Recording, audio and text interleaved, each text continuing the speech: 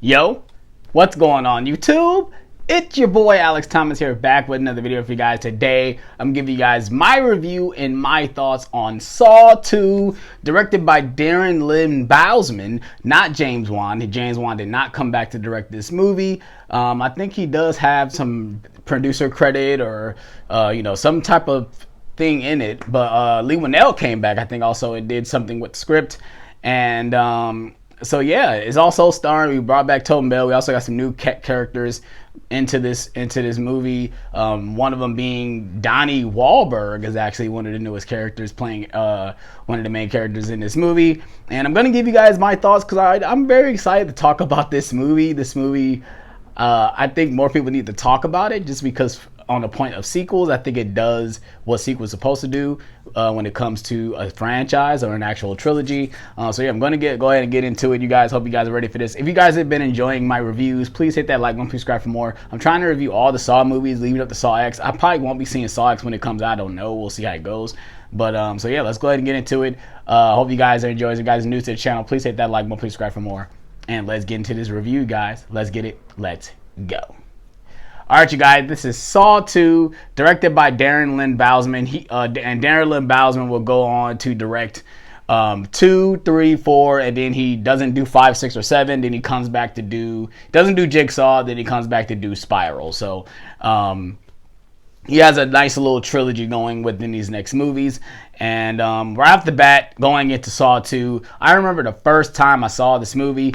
This is another one on the instance where I saw it on bootleg. I didn't see it in the theater, and I saw it on bootleg. And this is another instance where I thought this movie was fucking awesome. This movie was, right off the bat, they was not playing no games with this movie, especially starting out with the first trap. With the Venus fly trap. It's like, oh my goodness, like they were not playing when it comes to the blood, the guts. And obviously with the first movie, you could definitely tell with the budget, they didn't have enough to show all the stuff they wanted to show. They said, no, we're going to go all in on this franchise and make it a torture porn, if you guys want to call it. And yeah, right off the bat, they started with this one. Right off the bat, like I said, this movie is directed by Darren Lynn Bousman, and he definitely has a different style than James Wan does. He goes more in on the saturation of the movie. I always thought about that when it comes to the way the first movie looked compared to this one or even the other ones. This one movie is highly saturated when it comes to the colors, which I do like. So yeah, I do think the Darren Lynn Bousman did do a good job with the direction of this movie. Yeah, certain scenes do seem a little hokey, especially what certain characters, what they're doing in the movie. And obviously when it comes to dialogue, I think he could have did better with directing some of the actors. But it's a 2005 horror movie, so you have to go with it with that as well. But yeah, let's go ahead and get into the story. This movie is about Eric Matthews. He is a detective who has been shelved, I guess you could say, because of all the stuff he's done in the past. And his son is kind of a delinquent, if you guys want to say it. Like, he's getting in a lot of trouble. And Eric Matthews comes upon this crime scene that his CI has been involved in. And it's a Jigsaw murder. And now Eric has been put into the story because his son, and also along with other group of people, has been put into this Jigsaw trap where they're stuck in his house, and they only have 2 hours to live because they're sucking in this poison, and they have to basically go throughout the house to find antidotes. And yeah, so that's basically the gist of the story. And will they survive? And yes, there will be blood. And so yeah, let's go ahead and get into it. I'll obviously give spoilers all around because I'm going to talk about certain scenes, some of my favorite scenes of when it comes to the traps and the kills and stuff like that. So let's go ahead and get into it. Right off the bat, the very first trap, the Venus fly trap. Oh my God, with the hyperactive of the scene when it comes to the jump cuts, the fast motion and all that stuff. It's crazy to think, like, when certain characters do certain things, like, okay, he literally I don't know if just standing there would have done anything, but it feels like once he moved the fucking string and the trap went off, he's done. But I just love the tension when it comes to him trying to cut his eye open. He just can't really do it. Just imagine trying to cut your eye open to get a key. Oh my God, that's so freaking tense, and oh my goodness. And these movies have a lot of those moments, especially going into later in the series. But this one right here, it really got me when I was young, man. Oh my goodness. Now going into actually the trap or the house, the trap house. I'm sorry, called the trap house, but the house full of traps. They have obviously a lot of decent traps in there, but also when it comes to the other characters in the movie, you really don't get to see every single trap. Because I feel like in every single room there was a trap in it, but we don't really get to see it because of the way characters interact with one another and how they portray the rules and stuff like that, which is cool. But like I said, let's go ahead and get it. I think Donnie Wahlberg did a decent job in this movie. I thought he was, he's a little over the top, but I think that was the point of his character. He was supposed to be over the top like that. I think the other side characters, when it comes to the other, his partner and Riggs, and I think all those characters were portrayed as what they were given into the movie. Like I said, they weren't over the top. They weren't, terrible. They were just fine for what this movie was trying to bring. Tobin Bell, man, as John Kramer, aka Jigsaw, he just has a presence on screen. And in this movie, he's literally like he has a air mask on, like he's literally on his last leg. And in the scenes where he's talking to Donnie Wahlberg's character, you just feel the intensity. You just feel that this guy, yeah, he's a lunatic, but he knows he has all his screws on and of what he's doing, and he understands, like, bro, like, if you don't listen to the rules, it's not going to end well for you. And that's all he wants to do in this movie. He's just sitting down, want to have a conversation with Eric, and Eric just can't do it. And that's the point of this movie, is that he just can't have patience. He always has to, don't follow the rules to do his job. And I kind of love that. That's kind of the through line of this movie.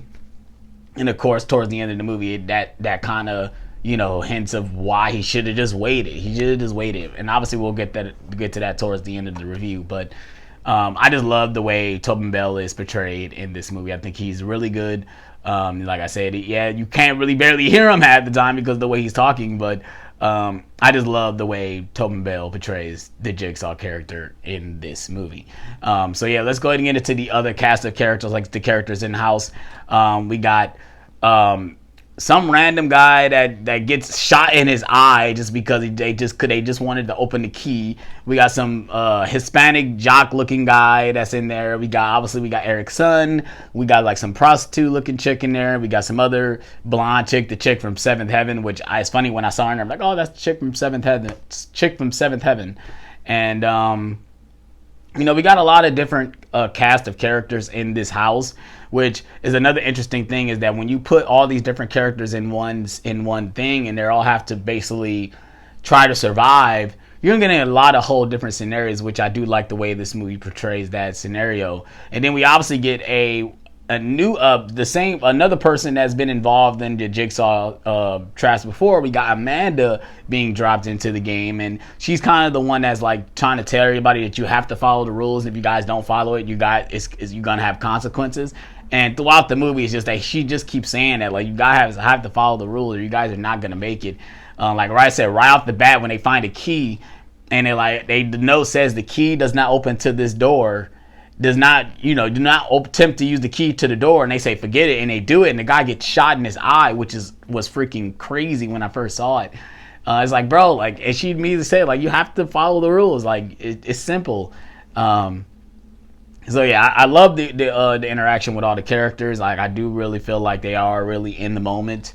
Now going on to the next trap, when we got the furnace trap, if I'm not mistaken, I think that's the next one. I think that's an interesting trap as well. The guy gets caught in the furnace and he basically burns alive, which was insane. We got another trap where a chick literally puts her hands into like some box or whatever. Oh my god, it was freaking intense. And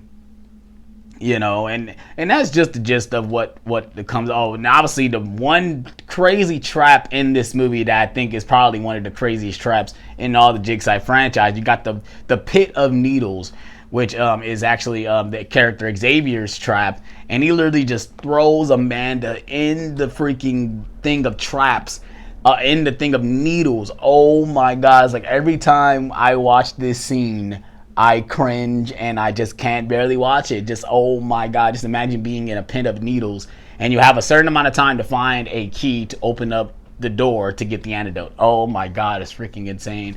And then they cut, you see it a little bit later, Eric's son is pulling the needles out of Amanda's arms and stuff. Oh my God, it's freaking insane. But yeah, I think like the way they did the traps in this movie are pretty spot on.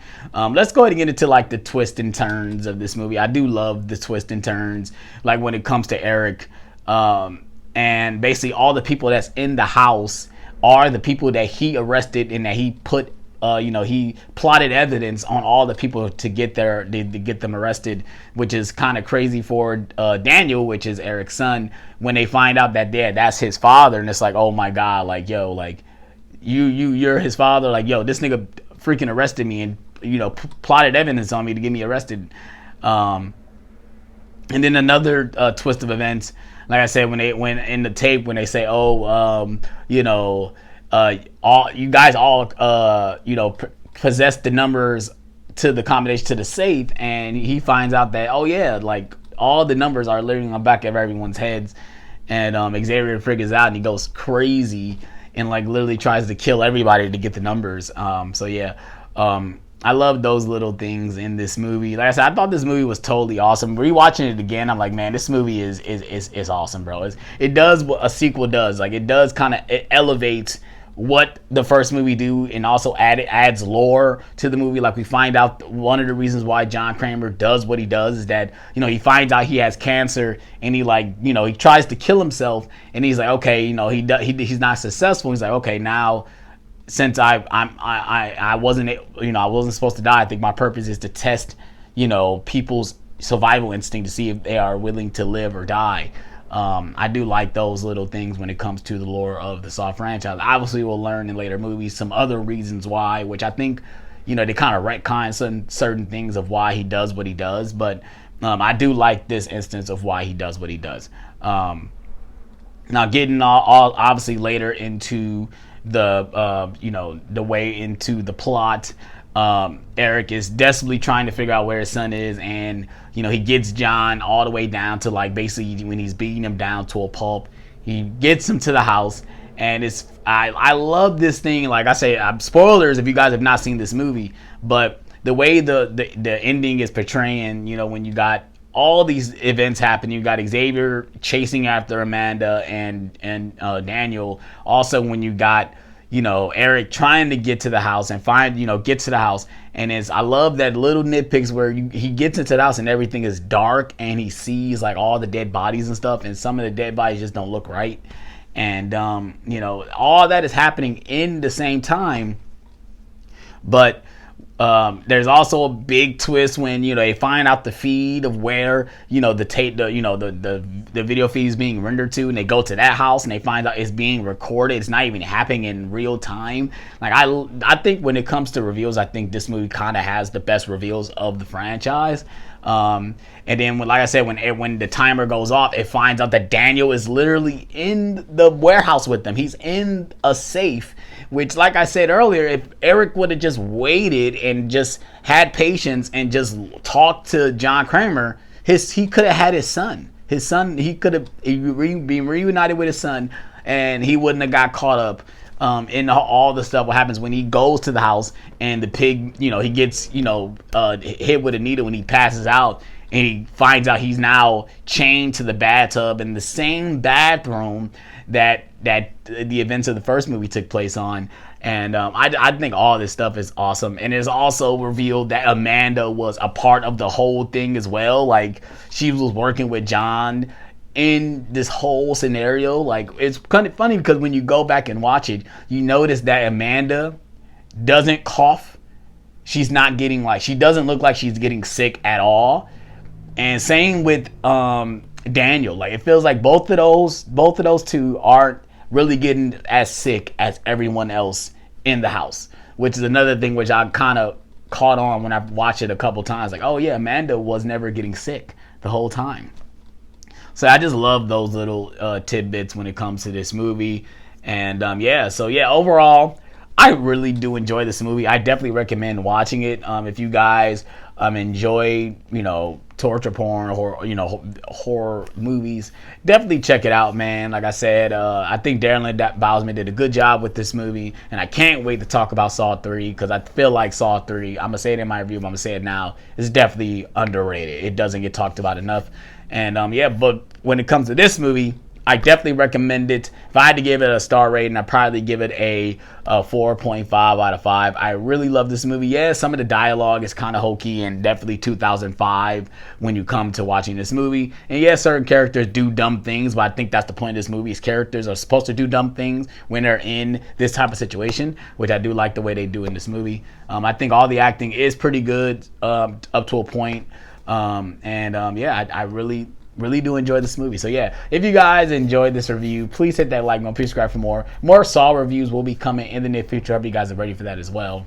And I'm out on this one, you guys. Peace out.